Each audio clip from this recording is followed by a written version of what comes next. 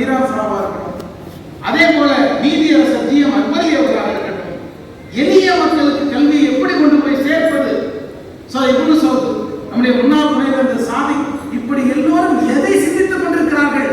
எளியவர்களுக்கு கல்வியை கொடுப்பது எப்படி?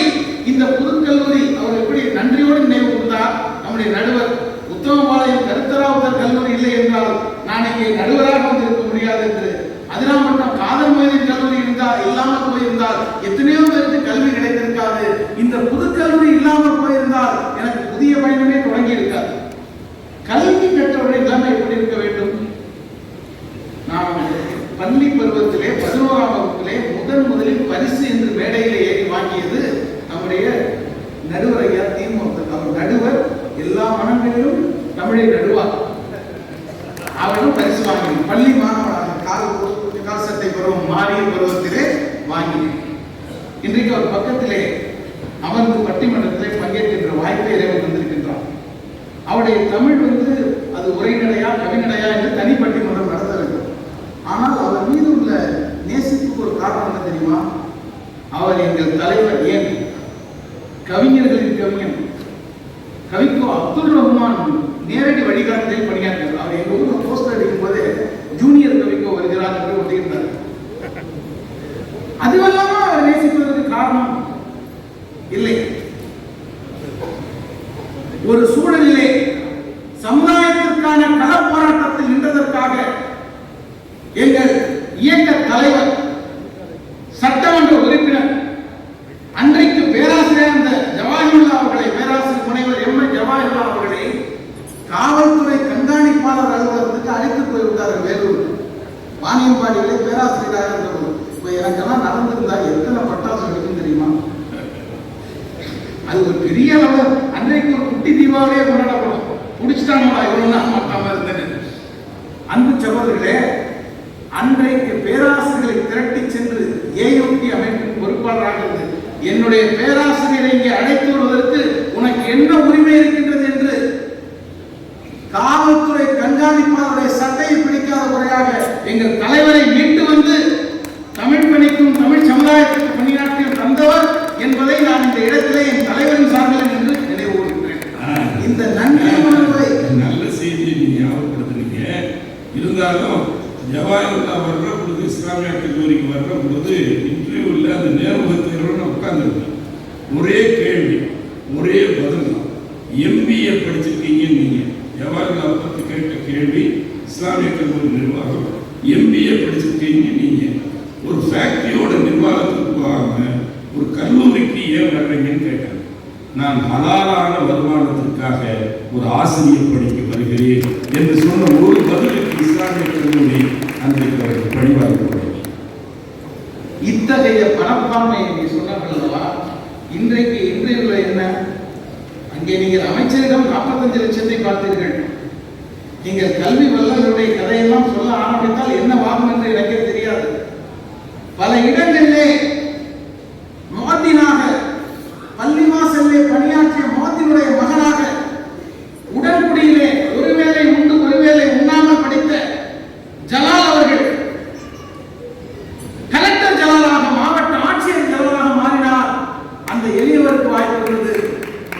இன்றைக்கு இருக்கிறதா சகோதரர்களே? நான் 2001 அரசு பணிக்கு போயிருக்கேன். என்னை மிக நெருங்கிய உறவினர் கல்லூரியுடைய செயலாளர் தாளராக இருக்கிறார். தமிழ்நாட்டின் புகழ்பெற்ற கல்லூரியிலே எனக்கு வேணாம் தம்பி, ஒரு 1 லட்சம் கொடு போதும், 2000 வந்திருக்கலாம். ஆனால் ஒன்று புரிந்து கொள்ளுங்கள், இந்த ஓமியம் என்ற உன்னதமான மன்றத்தில் என்று சொல்கின்றேன், லஞ்சம் வாங்கிக் கொண்டுதான் வேலை கொடுப்போம் என்ற நிலையை யாராவது மேற்கொண்டீர்கள் என்று சொன்னால் நீங்கள் இங்கே யாருக்கும் பதில் சொல்ல வேண்டாம். எந்த அரசாங்கம் உங்களை கேள்வி கேட்டால் என்றால் உங்களுடைய பங்கு அங்கே போகின்றது. ஆனால் இறைவனுடைய கேள்விக்கு அஞ்சிக் கொள்ளுங்கள். நீங்கள் எளிதில் தப்பித்து விடவே முடியாது. எத்தனையோ படித்த நெட் தேர்வு, ஸ்லெட் தேர்வு, இதெல்லாம் தேர்ச்சி பெற்று வந்தவர்கள் பட்டம் வாங்கி வர தெரிந்த எங்களுக்கு பெட்டி எடுத்து வர தெரியவில்லை என்பதனாலே அவர்கள் நெட்டி தள்ளப்படுகிறார்கள் என்ற நெஞ்சமறுக்கும் செய்தி இங்கே செய்கின்றோம். ஏனென்றால் கல்வியின் நோக்கத்தை சொல்லியிருந்தால் மனித நேயம். இங்கே நாயை பற்றி சொல்லி சொன்னார்கள், நாயை போட்டு உலகத்தின் பார்வையிலே நீ நாய், எங்கள் 8 பேர் உயிரை காப்பாற்றியதால் நாய் என்று ஒரு நாய் படத்தை போட்டதை நடுவர் சொன்னார்கள் அல்லவா. மன்னிவாக்கம் சம்பவத்திலே நான் படித்த ஒரு கவிதை, அதிகாரி வீட்டு நாய் இருந்தது, எல்லோரும் வந்தார்கள். அதிகாரி வீட்டு நாய் இருந்தது, எல்லோரும் வந்தார்கள். அதிகாரியே இறந்து போனால் ஒரு நாய் வரவில்லை. அப்ப எது நாய்? அதுதான் இப்படி ஒரு நாயில இருக்கிறாங்க. ஏன் இந்த நிலை?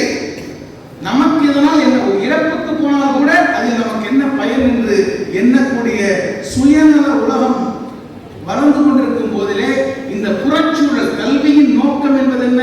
Education makes people easy to lead, difficult to drive, easy to govern, impossible to enslave என்று இந்த கல்வியின் நோக்கத்தை சொல்வார்கள். அது ஆளுமை பண்பை தர வேண்டும், அடிமைத்தனத்தை ஒழிக்க வேண்டும், உங்களை புறக்கணிக்க முடியாத ஒருவனாய் மாற்றுவதற்கு பேர் தான் கல்வி என்ற கல்வி என்று சொன்னார்களே.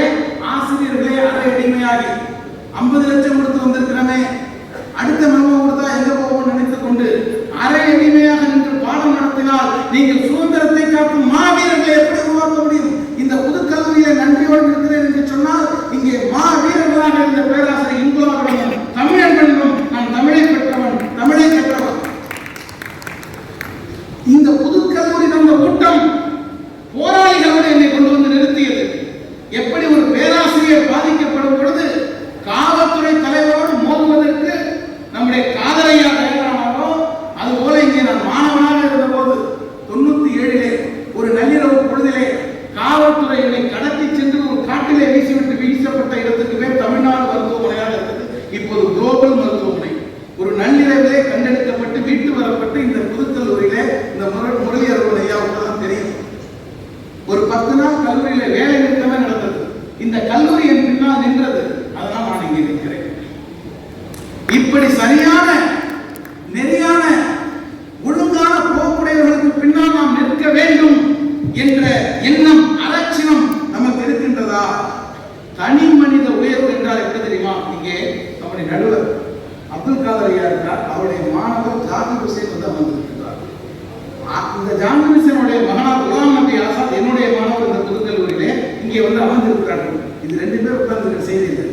இந்த இருவருமே தங்கள் குடும்பத்தின் எல்லா செய்தியிலும் முதலில் எங்களிடம் தெரிவிப்பார். ஜாகிர் ஹுசைன் அப்துல் காதர் ஐயாவோட தெரிவிப்பார். குலாம் நபி ஆசாத் அது திருமணமாக இருக்கட்டும் அல்லது குழந்தை பிறப்பாக இருக்கட்டும் எங்களிடம் முதலில் சொல்வார். இப்படி ஒரு அற்புதமான உறவை கட்டமைக்கின்ற இடம்தான் கல்விக்கூடம். ஆனால் அது பொருளாதாரத்தால் தீர்மானிக்கப்படக்கூடிய இடமாக இருக்கக்கூடாது. கடைசியாக நான் ஒரு செய்தியை சொல்கின்றேன். தனி மனித உயர்வு என்று நீங்கள் எதை சொல்கிறீர்கள்? சமூக உயர்வு, பொருளாதார உயர்வு, இந்த ஆன்மீக உயர்வு, இந்த 3க்கான களம் புறத்திலே இருக்கிறது. அகம் புறம் என்று நம் தமிழர்கள் பிரித்தார்கள். அகம் என்றால் என்ன, புறம் என்றால் என்ன? யாரும் ஊரே யாரும் கேளீர் என்று சொன்னால் அது புறம், புறத்திலே சங்க இலக்கியம். அகம் என்றால் நீதான் எனக்கு ஊர், நீதான் எனக்கு உறவு என்று இரு நெஞ்சங்கள் இணைந்தால் அது அகம். இது அகச்சூழல் சுகச்சூழலாக இருக்கலாம், இல்லாமல் போனாலும் புறச்சூழல் அகச்சூழலாக இருந்தால்தான் கல்வியின் நோக்கம் நிறைவேறும். கல்வியின் நோக்கம் நிறைவேறும் என்பது என்ன தெரியுமா? சிறந்த வேலையை பெறுவது மட்டுமல்ல, இந்த சமூகத்தின் நிலைமையை மாற்றுவது. வரதட்சணை மண்டி கிடக்கின்ற சமுதாயத்திலே அது இல்லாத நிலையை கொண்டு வரக்கூடிய இளைஞர்களை கொண்டு வந்தால் அது அறச்சூழல். அந்த புறச்சூழல் அந்த நிலை அந்த கல்வியின் பயனை கொண்டு வருகின்றது. வட்டி, வரதட்சணை, ஆபாசம், கொடுமைகள், போதை இவை அனைத்தையும் ஒழிப்பதற்கு உங்கள் கல்வி ஒரு ஆயுதமாக உதவும் என்றால் அதை நீங்கள் பயன்படுத்த வேண்டிய இடம் அகம் அல்ல, புறம். புறத்தில் வர வேண்டியது அறம். அந்த அறம் வந்தால் இந்த வாழ்க்கையே ஒரு வரம். அதற்காகவே இந்த புறச்சூழல் அறச்சூழலாக அமைவதற்கு கல்வியை பயன்படுத்த வேண்டும். மணிமேகலை என்ற ஒரு காப்பியம் இருக்கின்றது, 50 காப்பியத்திலே. சிறைச்சாலைகள் எல்லாம் அறச்சாலைகளாக ஆகின என்று சொல்வார்கள். ஆகவே புறச்சூழல் அறச்சூழலாக மாற வேண்டும் என்று சொன்னால் கல்வியை கருவியாக்குவோம். அதற்காக எதிரிலே பேசக்கூடிய அபுஸ்மதையா தியாகத்தின் நிறம் பச்சை என்று இந்த நாட்டின் வரலாற்றை இருக்கிற மாபெரும் அறிஞர். அதுபோல தம்பி அப்துல் ரஹீம் தகுதியானவர். ஆனால் அந்த பக்கம் பார்க்க கவிதை போலவே போட்டிருக்கிறார்கள், ஒரு கணியன் ஒரு இனியன் என்று. நாங்கள் எல்லாம் அணி பிரிந்திருந்தாலும் கூட நோக்கம் ஒன்று, அது சமூகத்தின் மேன்மை. அந்த மேன்மை வர வேண்டும் என்று சொன்னால் புறச்சூழலில் நாம் மாற்ற வேண்டிய பணிகள் அதிகம் இருக்கின்றன. ஆகவே கல்வியின் நோக்கம் நிறைவேற பெரிதும் உதவுவது புறச்சூழலே என்று கூறி இந்த நல்ல வாய்ப்புக்கு நன்றி கூறி நிறைவு செய்கின்றேன். ஒரு